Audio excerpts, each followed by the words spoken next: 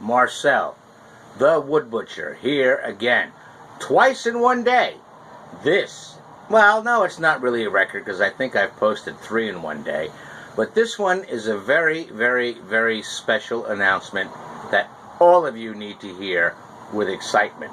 Okay, we're going to spin around, and this time, instead of turning towards the clean side of the shop, I'm going to let you see how sloppy my shop is, but I still manage to get things done.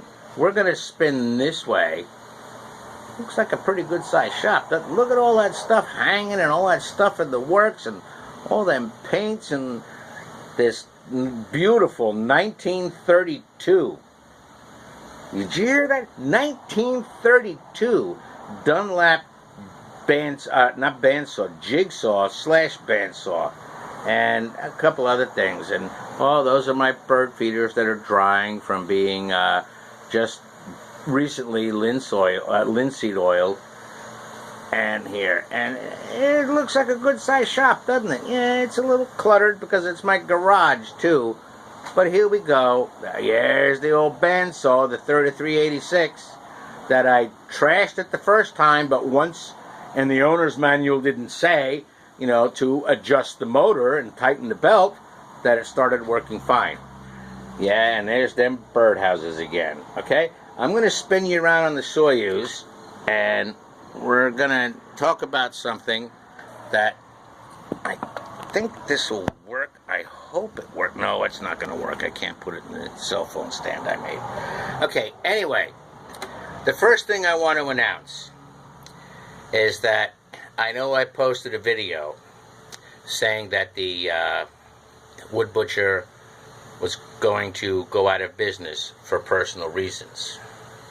Well, it turns out that is not going to happen.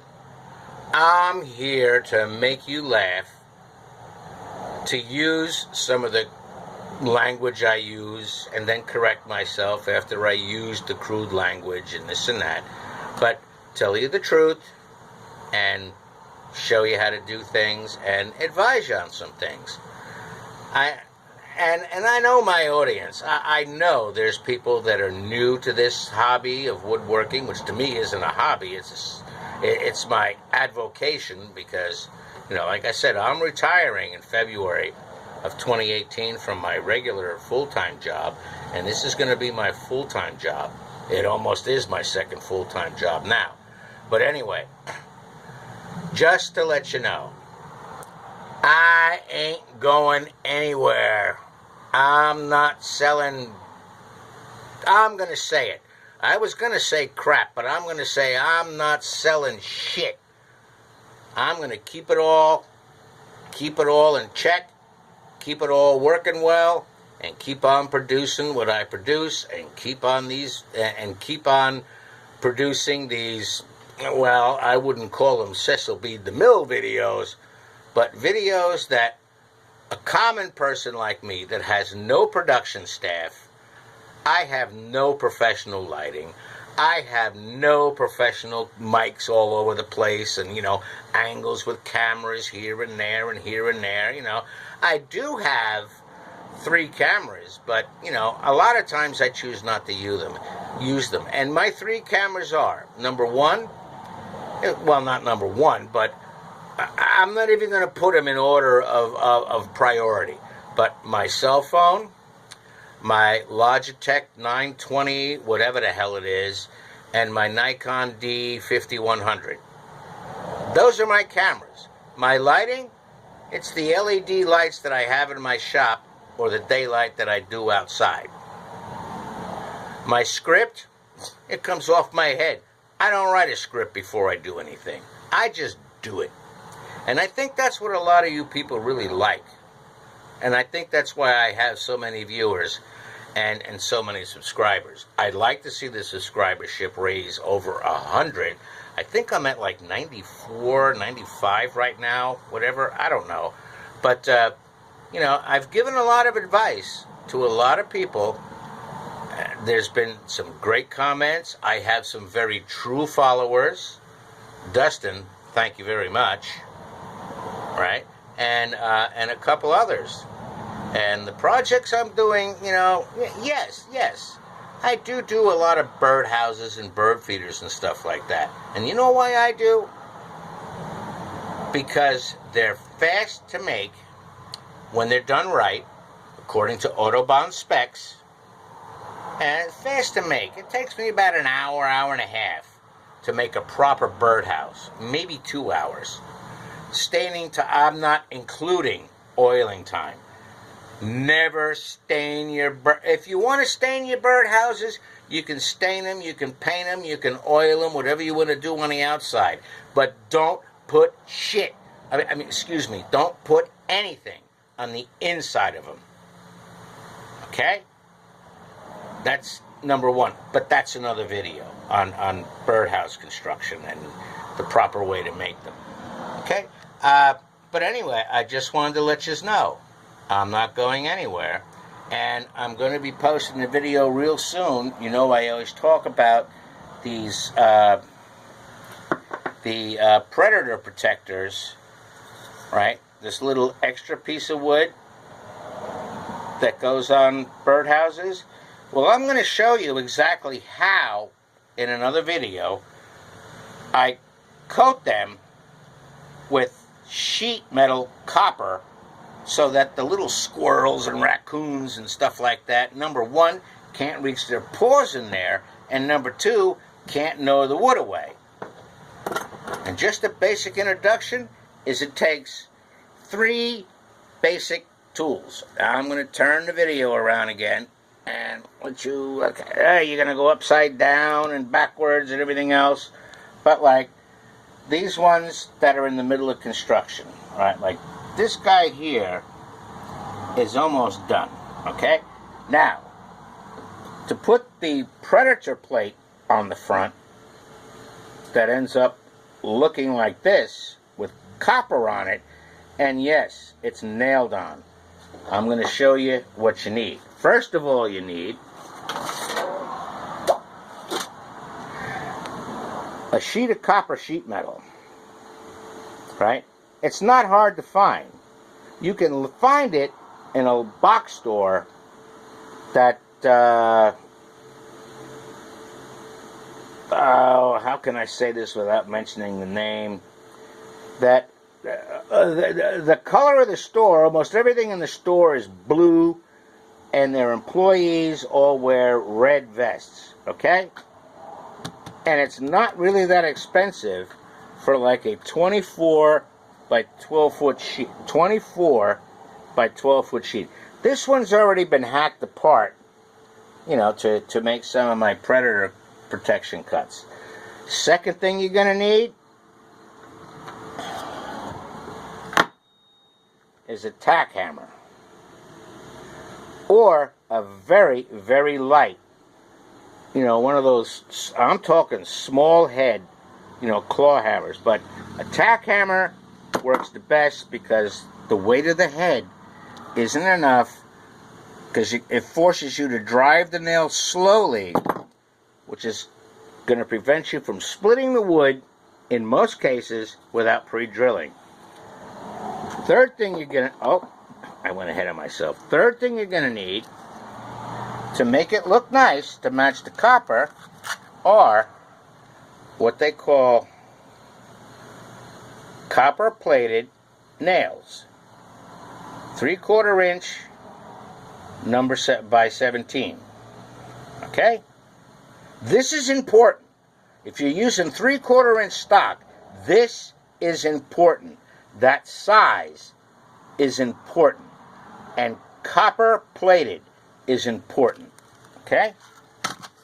Now, if you really, really want to get in to, if you can't cut the edges as well as you can, we'll talk about that in a second, you want to get into something that's called a tin knocker's hammer. Yeah, it's a weird looking hammer. It's got a completely rounded end, and you can tell I've used this one a lot. I mean, it's taped and got wedges in the top and everything else, right? I've soaked it, and it was so rusted when I picked it up at a yard sale that I had to soak it in white vinegar for almost a week. and then sand it to get it back to the silver color that it was. And then I redid the handle, wet stained it and shellacked it. But a tin knocker's hammer. These tin knocker hammers, when we get into the actual video, I'll show you what it is. But that is, the tin knocker's hammer is if you really want to get into the extreme of bending the metal to complete 90-degree angles around the piece of wood and stuff like that. And this is all going to fit around. Are you ready for this? Yep. Pardon my garbage can. That piece of wood right there. Right? Right there. That is the Predator block. It starts off as that with this, or excuse me, with this first, the copper plating, then the nails, the tack hammer, right? And then, if you have one, if you don't have a tin knocker's hammer, let's make believe most people don't, because let me tell you something. There's probably about 98% of you people out there that do not have a tin knocker's hammer. But if you find one in a yard sale, pick it up. Pick it up. But that's going to turn that piece of wood into that. And the reason I say use copper-coated nails is because, obviously, it matches the friggin' copper. And they ain't gonna rust. Right? And do not use just one in each corner. Put a minimum of 8 around there. I mean, people are spending $50, $60 for birdhouses that have this stuff glued on. And here, it's not. Now, what the tin knocker's hammer does is you hit these edges with the tin knocker's hammer kind of on an inward angle, and it forces the copper into the wood. You can see this end here was a little longer than the wood was. But if I rub my finger along there, one pass along the sander is fine. And I probably had, I'll be honest with you, it was probably about a little less than the 64th of an inch overhang. But using the hammer the right way, it did it. And let me tell you something. A construction hammer, a tack hammer, or anything like that just isn't going to do it because it doesn't have the rounded head. But we'll get into that. Now, when you use the size nail that I said is excruciatingly important, you're going to have a slight poke through. But that's why you keep them on the edge. Because that's also going to help you, instead of using self-adhesive tape, when you go to glue this to the, once you drill it out, because this is obviously going to have to be taken on the drill press again, and the same size hole that's on this guy has got to be drilled so that that fits right there. Okay, pardon the glare. Like I said, I'm working on a cell phone and the light's on. So, but I guess you get the general idea. I'm going to spin you around again. Oh, shit. I might have you upside down. Wait a minute. Do I have you upside down? No, I'm not sure. Wait a minute. Oh, the phone goes this way. Oh, shit. Did I just shoot the entire part of this first video upside down for you guys? If I did, deal with it. Because the Wood Butcher doesn't edit. He doesn't go through Movie Maker or anything like that. What you see posted is what happened when it was recorded. And that's it. I don't do any second takes or anything like that. I've deleted some where I really blew it out my ass. But no, I just don't. But if I did, just turn your head upside down. Or turn your phone upside down and whatever. And you get the point. Okay? So, that's an introduction to what we're going to teach you next. About if you really want to get into building good, and I mean good birdhouses, that are National Audubon Society compliant and exceed some of their specifications, which puts a better price tag on them when you go to sell them. Because keep in mind, you go into some of these retail stores, I don't want to mention any of the retail stores, that sell wild bird food and stuff like that, but, or any of these, retail bird shops. And I'm not talking about where you go buy a parakeet or a cockatiel, a toucan, whatever the hell you buy. I'm not talking about them. I'm talking about the ones that are selling you seed, that are selling you bird houses, that are selling you feeders.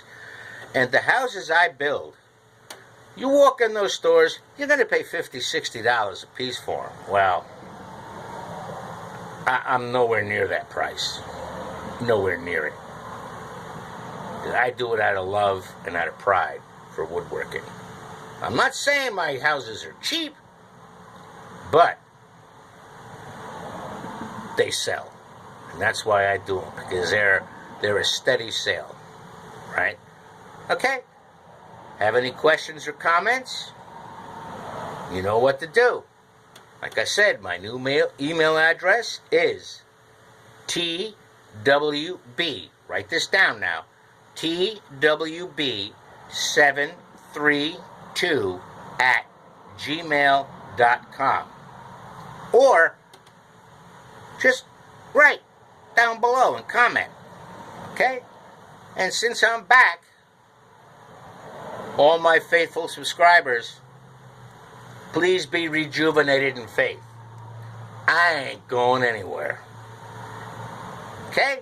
So again, this is Marcel, the Wood Butcher, saying, always remember, protect your eyes, protect your lungs, protect your ears, and never, ever forget about these guys.